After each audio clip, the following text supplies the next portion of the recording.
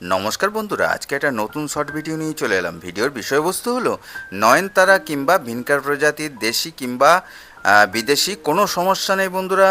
গাছ কি আপনাদের এরমভাবে ফুল হচ্ছে গাছে, কিংবা গাছের পাতা হলুদ হয়ে যাচ্ছে, গাছ কি মারা যাচ্ছে, কোনো সমস্যা নেই। স্টেপ বাই স্টেপ দেখতে থাকুন, আপনাদের কিন্তু সমস্যার সমাধান একদম 3 মিনিটে।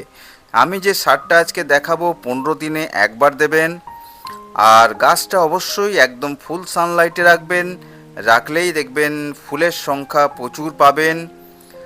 আর জলটা কিন্তু মেপে মেপে দেবেন, তার কারণ হচ্ছে যতক্ষণ না মাটি 5 ভাগ, যত মাটির মধ্যে জলের মধ্যে যতক্ষণ 4 ভাগ না শুকাচ্ছে ততক্ষণ কিন্তু একদমই জল দেবেন না। অনেক অনেক জায়গায় বৃষ্টি হওয়ার কারণে, তো বৃষ্টি হওয়ার পরের দিনই ভালো করে গাছের গোড়াটা খুশিয়ে নেবেন যাতে মাটিটা শুকিয়ে যায়। তার কারণ বৃষ্টির জলে কিংবা এমনি জল বেশি হয়ে গেলে আপনার পাতাগুলো হলুদ হয়ে যাবে, আর ফুলগুলো যেগুলো আসবে সেগুলো আস্তে আস্তে কিন্তু ছোট হতে থাকবে। তো যেভাবে আমি বলছি এভাবে করুন, যতক্ষণ 5 ভাগ মাটির মধ্যে যতক্ষণ 4 ভাগ যতক্ষণ না শুকাচ্ছে ততক্ষণ কিন্তু কখনোই জল প্রয়োগ করবেন না। তো পাতা দেখেই কিন্তু বুঝতে পারবেন যে গাছের কি সমস্যা।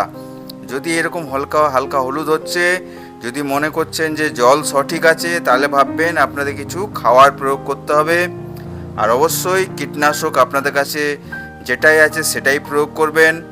অনুখাদ্য কিন্তু 15 দিনে একবার প্রয়োগ করবেন, তাহলে কিন্তু গাছ খুব ভালো থাকবে, ফুলে ফুলে পুরো বাগান ভরিয়ে রাখবে। তো বন্ধুরা, প্রথম আমি দেখাচ্ছি গাছের গোড়াটা পরিষ্কার করতে হবে। তারপরে গাছের গোড়া ভালো করে খুশিয়ে নেবেন।